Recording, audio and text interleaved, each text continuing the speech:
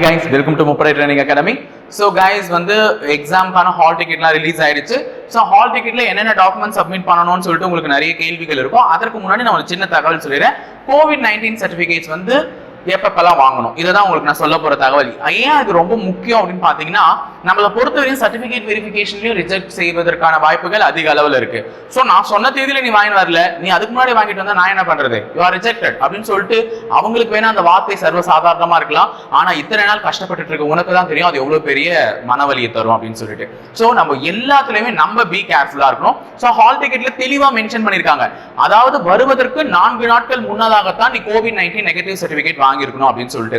அப்போ இந்த தேதிக்காரங்க எந்தெந்த தேதியில COVID-19 நெகட்டிவ் சர்டிபிகேட்டுக்கு அப்ளை பண்ணி வாங்கலாம் அப்படின்றத நம்ம பார்க்க போறோம். சோ போன முறை மாதிரி 10 நாளைக்கு முன்னாடி வாங்கி வச்சுட்டு அது எப்ப வேணா செல்லுபடி ஆகும் அப்படின்ற கதையே இங்க வேணாம். ஏன்னா நம்மளை பொறுத்தவரை நம்ம பர்ஃபெக்டா போயிடலாம். சோ என்னன்னா நடக்கட்டும், விதிதான் என்ன வெளியே அனுப்பணுமே தவிர நான் என்னுடைய மதியை வச்சு அந்த விதியவே வெல்லுவேன். இதுதான் நம்மளுடைய டார்கெட்டா இருக்கணும். சோ கைஸ் ரொம்ப முக்கியமா கவனிங்க, என்னென்ன தேதிக்காரங்க என்னென்னைக்கு வாங்கணும். அவங்க வந்து ஒரு உதாரணத்துக்கு ஒரு டேட் ஹால் டிக்கெட்ல கொடுத்துருக்காங்க. சப்போஸ் நீ வருகிற முதல் தேதி 26ஆம் தேதியே நீ வந்து பிசிக்கலுக்கு வரனா 22ஆம் தேதியில இருந்தா வந்து COVID-19 நெகட்டிவ் சர்டிபிகேட் அப்ளை பண்ணணும்னு சொல்லிருக்காங்க. அதனாலதான் நான் டேட்டை உங்களுக்கு கன்ஃபியூஸ் ஆகக்கூடாதுன்னு எழுதி போட்டிருக்கேன் கைஸ். சோ ஒரு ஸ்கிரீன்ஷாட் எடுத்து வச்சுக்கோங்க. இதை வந்து நான் இப்ப விற்கிறேன், அழகா ஒரு ஸ்கிரீன்ஷாட் எடுத்து வச்சுக்கோங்க. ஓகேங்களா? சோ இதுதான் உங்களுக்கான டேட். அதாவது வந்து 9 நாட்கள் நடக்க போது இல்ல, 5ஆம் தேதி வரையும் 1 2 3 4 5 6 7 8 9 நாட்கள். இந்த 9 நாட்கள் தேதிக்காரம் என்னென்னைக்கெல்லாம் COVID-19 நெகட்டிவ் சர்டிபிகேட் வாங்கணும்னு சொல்லியிருக்கேன். அதாவது முதல் நாள் நீ 26ஆம் தேதி போற அப்படின்னா நீ என்னைக்கு வாங்கிருக்கணும்னா 22ஆம் தேதியில இருந்து சர்டிபிகேட் வாங்கலாம், 22 23 வாங்கிக்கலாம். ஏன்னா அதான் உனக்கு பெட்டர். 27ஆம் தேதி நீ வந்து போற ஆளா இருந்ததுன்னா நீ 23ஆம் தேதியில இருந்து தான் சர்டிபிகேட் வாங்கணும். ஓகேங்களா? 28ஆம் தேதி போற ஆளா இருந்தா நீ 24ல இருந்து சர்டிபிகேட் வாங்கணும். 29ஆம் தேதி போறவரா இருந்தா நீ 25க்கு மேலதான் சர்டிபிகேட் வாங்கிருக்கணும். அதாவது 25 இல்ல 25க்கு மேல. 30ஆம் தேதி போற ஆட்கள் 26ஆம் தேதியும், 2ஆம் தேதி போற ஆட்கள் 29ஆம் தேதியும். நான் பாருங்க நடுவுல 27 28 2 டேட்டா எடுத்திருக்கேன். காரணம் ஏன்னா 2ஆம் தேதி நமக்கு 31 சனி ஞாயிறு பிசிக்கல் நடக்க போறது இல்ல. அப்ப 2ஆம் தேதி போறவங்களுக்கு அங்கேயும் 2 நாள் கேப் விட்டு 29ஆம் தேதி இருந்தா அவங்க சர்டிபிகேட் வாங்கி இருக்கணும். 3ஆம் தேதி போற ஆட்கள் 30 நாளும், 4ஆம் தேதி போற ஆட்கள் 31ஆம் தேதியும், 5ஆம் தேதி போற ஆட்கள் 1ஆம் தேதியும் சர்டிபிகேட் வாங்கினா போதும் COVID-19 சர்டிபிகேட். இதுல நமக்கு நடுவுல 2 ஞாயிற்றுக்கிழமைகள் வருகிறது. அது என்ன என்னைக்கு அப்படின்னு பாத்தீங்கன்னா கிட்டத்தட்ட 25 ஒரு ஞாயிறு, 1 ஒரு ஞாயிறு. சோ ஞாயிற்றுக்கிழமையும் சில இடத்துல வந்து டெஸ்டிங் எடுக்கிறாங்க. சோ எடுக்காத பட்சத்துல அவர்கள் முன்னாடி நாள் சனிக்கிழமை கொடுங்க அல்லது அதற்கு அடுத்த நாள் கொடுங்க. இன்னைக்கு டெஸ்டிங் கொடுத்தா நாளைக்கு வந்துடும் உங்களுக்கு சர்டிபிகேட். அதனால ஒரு 2 நாள் ப்ராசஸ் தான். இன்னைக்கு கொடுத்தா நாளைக்கு வரப்போகுது. அதனால டிலே பண்ணாம ஞாயிற்றுக்கிழமையா இருந்தாலும் மறுநாள் கொடுத்து பாத்துக்கோங்க. ஆனா இந்த டேட்டுக்கு மேலதான் நீங்க வாங்கணும்.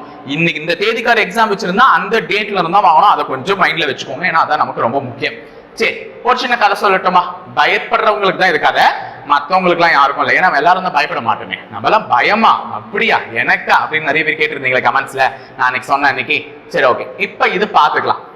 இன்னொன்னு நான் சர்டிபிகேட் எடுத்துட்டு போகணுன்றதையும் நான் சொல்லணும், அதையும் நான் சொல்லிடுறேன். ஃபர்ஸ்ட் ஒரு சின்ன ஸ்டோரி சொல்றேன்.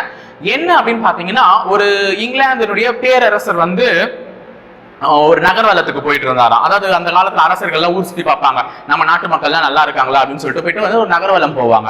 அப்படி வந்து ஒரு இங்கிலாந்துடைய பேரரசர் வந்து நகர்வலம் சென்று கொண்டிருக்கும் பொழுது வந்து ஒரு வயல்வெளியில வேலை செஞ்சுட்டு இருந்து எல்லாருமே என்ன பண்ணாங்களோ, ஐயோ அரசர் வராரு, வா நம்ம போய் வேடிக்கை பார்க்கலாம் அப்படின்னு சொல்லிட்டு எல்லாருமே ஓடிட்டு இருக்காங்க. சோ அந்த வயல்வெளியில யாருமே வேலை செய்ய கிடையாதான். அப்போ ஒரே ஒரு பாட்டி அம்மா மட்டும் அந்த உட்காந்து அந்த வயல்வெளியில அவங்க பாட்டுன்னு வேலை செஞ்சுட்டு இருந்தாங்களாம். சோ இந்த அரசர் வந்து அந்த வழியா வரும்போது, இன்னும் இது வயல்ல நிறைய பேர் வேலை செய்வாங்களா, யாரையுமே காணுமே, இந்த ஒரு பாட்டியம்மா மட்டும் தான் இருக்காங்கன்னு சொல்லிட்டு அந்த பாட்டியம்மா கிட்ட இறங்கி, என்ன பாட்டியம்மா நீங்க மட்டும் வேலை செய்றீங்களே, மத்தவங்க எல்லாம் எங்கன்னு கேட்கும் போது, இல்லப்பா யாரோ அரசர் வராங்களாம், அவங்கள பாக்குறதுக்கு போயிட்டாங்க எல்லாரும் அப்படின்னு சொன்னாங்களாம். அப்ப நீ மட்டும் ஏன் பாட்டியம்மா போல, ஏன் உனக்கு ஆசை இல்லையா அரசரை பார்க்கணும் அப்படின்னு சொல்லிட்டு இவர் கேட்டாராம். எனக்கு ஆசைலாம் என்னவோ இருக்குது, ஆனா நான் அது போறதுனால எனக்கு இன்னைக்கு ஒரு நாள் கூலி போகும். எனக்கு அரசரா கூலியான்னு பார்க்கும்போது என்னுடைய இந்த இதுதான் முக்கியம், கூலி தான் முக்கியம் அப்படின்னு சொன்னாராம். உடனே அரசர் வந்து அவர் பையில இருந்து ஒரு 100 பொற்காசு எடுத்து அவங்க கிட்ட கொடுத்தாங்க. எனக்கு எதுக்கு பார்த்தார அப்படின்னு கேட்ட போது, எல்லாரும் அரசரை பார்க்கறதுக்கு போனாங்க, ஆனா அரசரே உங்களை பார்க்க வந்தாங்கன்னு உங்க ஃப்ரெண்ட்ஸ் வந்தோடனே சொல்லுங்க, உங்க பாட்டியமா உங்க கூட வேலை செய்யறவங்க வந்தோடனே சொல்லுங்க அப்படின்னு சொல்லிட்டு அரசர் வந்து 100 பொற்காசுகளை கொடுத்துட்டு போயிட்டாராம்.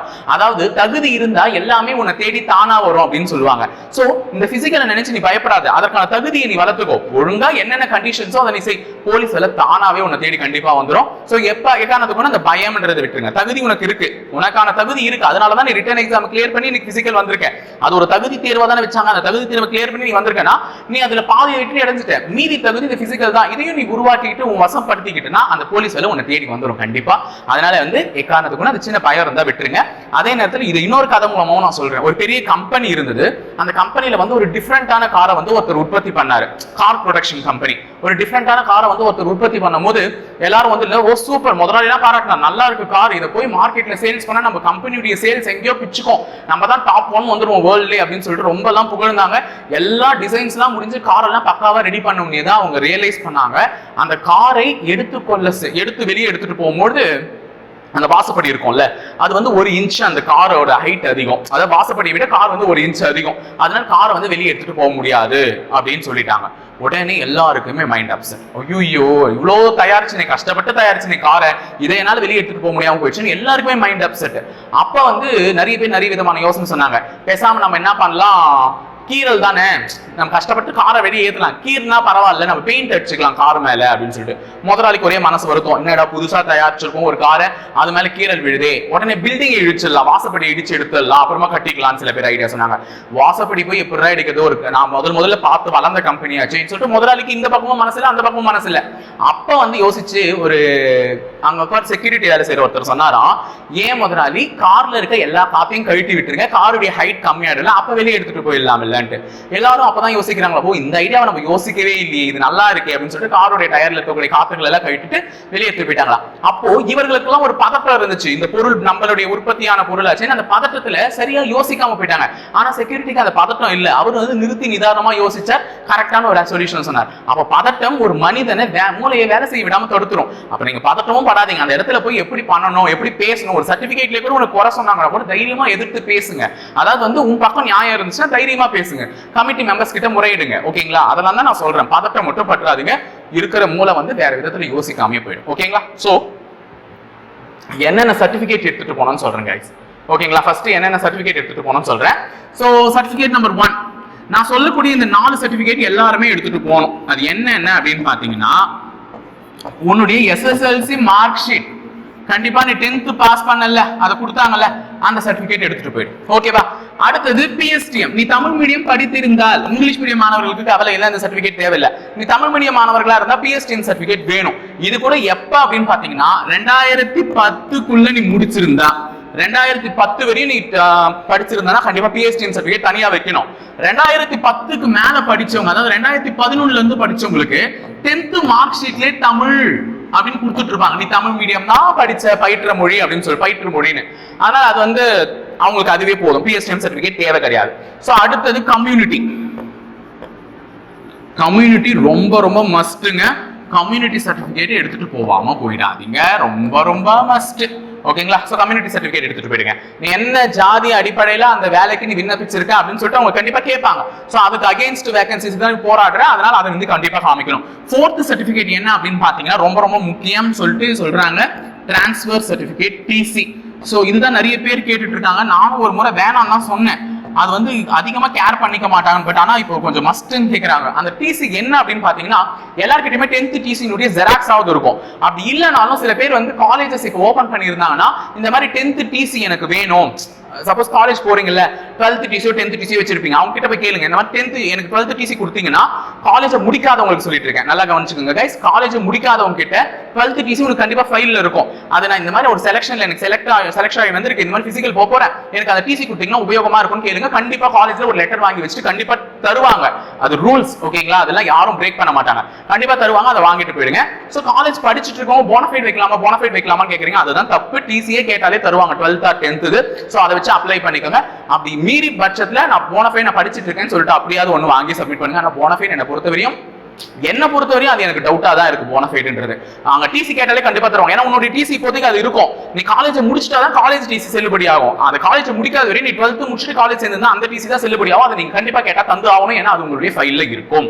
ஓகேங்களா, கேட்டு லெட்டர் எழுதி வாங்கிட்டு அது பிசிக்கல் முடிச்சோனே எடுத்துட்டு போயிட்டு அகைன் நம்ம சப்மிட் பண்ணிடலாம். சோ கைஸ் அதை ஞாபகம் வச்சுக்கோங்க, அவ்வளவுதான். சோ இந்த 4 சர்டிபிகேட் எல்லாருமே கண்டிப்பா எடுத்துட்டு போகணும். இதை தவிர்த்து எக்ஸ் சர்வீஸ் மேன் அப்ளை பண்ணிருக்கோங்க, அதுக்கான சர்டிபிகேட். டெஸ்டிடியூட் விடோ அப்ளை பண்ணுங்க, அதுக்கான சர்டிபிகேட். ஸ்போர்ட்ஸ் கோட்டால அப்ளை பண்ணுங்க, அதுக்கான சர்டிபிகேட்ஸ் மறக்காம எடுத்துட்டு போங்க. எக்ஸ்ட்ரா அவங்க கேட்டிருக்கிறது என்ன அப்படின்னு பாத்தீங்கன்னா, மாஸ்க் 2, சானிடைசர் எடுத்துட்டு போயிடுங்க கொஞ்சம். இது அவங்க கேட்கல, ஆனா நான் சொல்றேன். சானிடைசர் எடுத்துக்கோங்க, ஒரு சின்ன பாட்டில், ஒரு 50 ml பாட்டில் எடுத்துக்கோங்க.